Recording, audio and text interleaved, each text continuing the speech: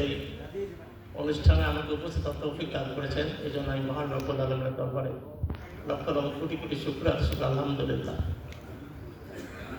আজকে আমি প্রথমেই মহান স্বাধীনতা যুদ্ধে যারা শহীদ হয়েছে তাদের সকলের রুহের মাগফিরাত কামনা করছি। এবং আজকে আমি মনে করি আমরা বাংলাদেশের বীর মুক্তিযোদ্ধারা যারা নিজের জীবনকে বাজি রেখে নিজের জীবনের মায়া ত্যাগ করে এদেশকে স্বাধীন করার জন্য যারা যুদ্ধ করেছেন, কুড়িগ্রাম জেলার আমার সম্মানিত মুক্তিযোদ্ধারা কোনো অংশে পিছিয়ে ছিলেন না। আপনারা প্রত্যন্ত অঞ্চলে যুদ্ধ করেছেন, এই কুড়িগ্রামকে স্বাধীন করেছেন আপনারা। আপনাদের অবদান আমরা কোনোদিনও বলতে পারবো না। আজকে আমরা যে সময় দাঁড়িয়ে এখানে অনুষ্ঠান করছি, বাংলাদেশের রাষ্ট্র পরিচালনা করছে মুক্তিযোদ্ধা পক্ষের শক্তি। যে দল আজকে ক্ষমতায়, সে দলের প্রতিষ্ঠাতা শহীদ রাষ্ট্রপতি জিয়াউর রহমান বীর উত্তম, তিনি স্বাধীনতার ঘোষণা দিয়েছিলেন। বাংলাদেশের প্রত্যন্ত অঞ্চলে তিনি যুদ্ধ করেছেন, যুদ্ধের প্রশিক্ষণ দিয়েছেন। এই কুড়িগ্রামেও তার পদচারণা ছিল। তিনি রৌমারীতে এসেছিলেন, তিনি সেখানে আপনাদের যুদ্ধের প্রশিক্ষণে দেখাশোনা করেছেন। আপনাদের সঙ্গে তো সে সময় তার দেখা হয়েছিল।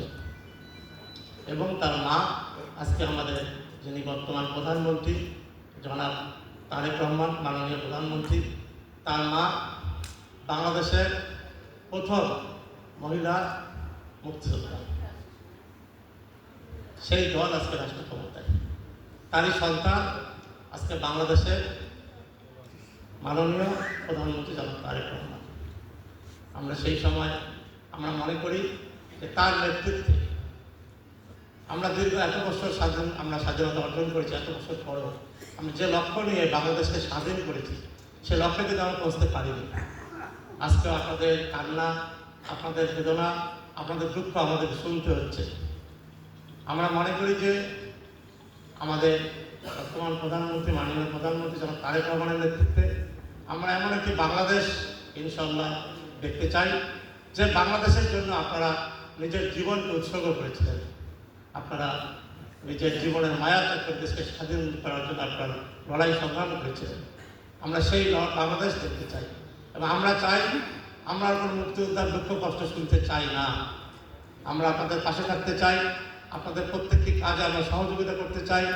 আপনাদেরকে আমরা প্রত্যেকটি বাংলাদেশের নাগরিক সুবিধা আপনারা যেন সঠিকভাবে পান, এ ব্যাপারে আমরা আপনাদের পাশে থেকে সহযোগিতা করতে চাই। আজকে আমাদের এখানে মুক্তিযোদ্ধা ভাইয়েরা দুঃখ করে বলেছেন যে তাদের যে আবাসনের যে টেন্ডারগুলি হয়েছিল সেগুলি এখনও আপনারা বুঝে পাননি। আমরা আজকে সম্মানিত জেলা প্রশাসক মহোদয় রয়েছেন, এখানে যারা রয়েছেন, আমরা সবাই মিলে ইনশাআল্লাহ অতি দ্রুত যেন একটা সমাধান হয়, এটির ব্যাপারে আমরা অবশ্যই পদক্ষেপ গ্রহণ করব। আমি বলবো না, আমি আজকে সবাইকে আবার ধন্যবাদ জানাচ্ছি, কৃতজ্ঞতা প্রকাশ করছি।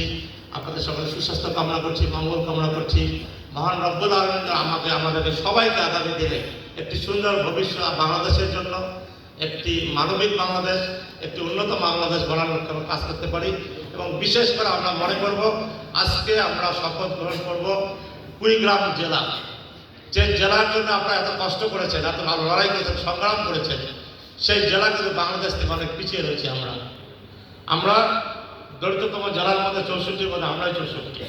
এ জায়গায় থাকতে দেওয়া যাবে না। আমাদেরকে কুড়িগ্রামকে এগিয়ে নিয়ে যেতে হবে।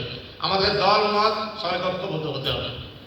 আমাদের কুড়িগ্রামের উন্নয়নের স্বার্থে, আমাদের কুড়িগ্রাম মানুষগুলোর জন্য আমাদের সবাই একসঙ্গে কাজ করতে হবে। এবং আমাদের প্রতিজ্ঞা। সকলে ভালো থাকুন, সুস্থ থাকুন। সকলে ধন্যবাদ। আসসালামু আলাইকুম ওয়া রাহমাতুল্লাহি ওয়া বারাকাতুহু। অসংখ্য ধন্যবাদ।